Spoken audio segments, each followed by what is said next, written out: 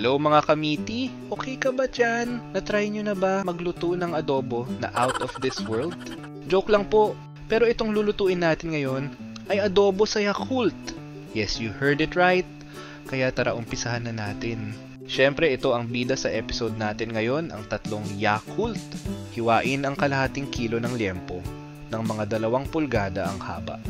Ihanda ang isang buong bawang 2 pirasong laurel leaves, 1 kutsarita ng black pepper. Ilagay ang liempo sa isang maliit na kaldero.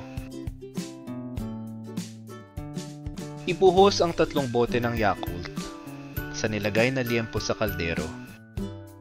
Kung na-try nyo po ito o may tanong kayo, mag-comment lang po sa ibaba.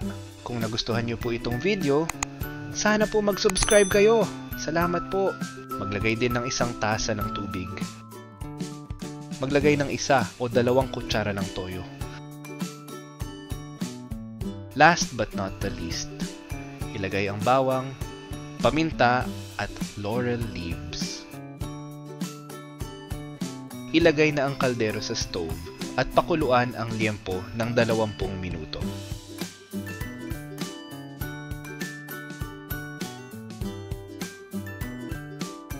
Hayaan nyo lang po siyang kumulo at huwag nyo pong hahaluin.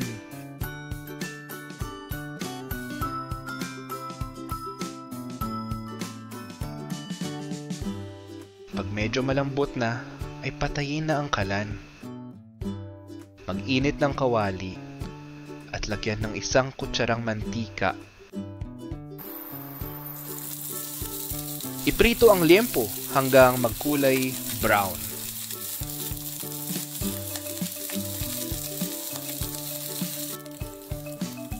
Baliktarin upang pantay ang pagka-brown ng liempo.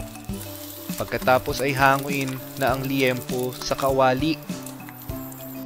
Kunin ang bawang at laurel sa kaldero at igisa sa kawali.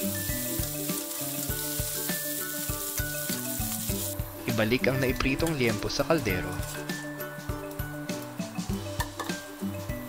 Ilagay din ang ginisang bawang at laurel. Pakuluan ulit hanggang lumambot ang liempo. Ito na ang super sarap na adobo sa Yakult.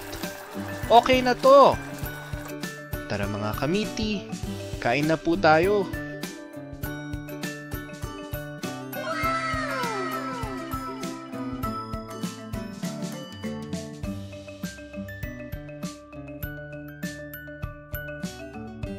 Please show your love by subscribing to our YouTube channel. Just click the subscribe button and the bell button to get notification on new video uploads. Thanks.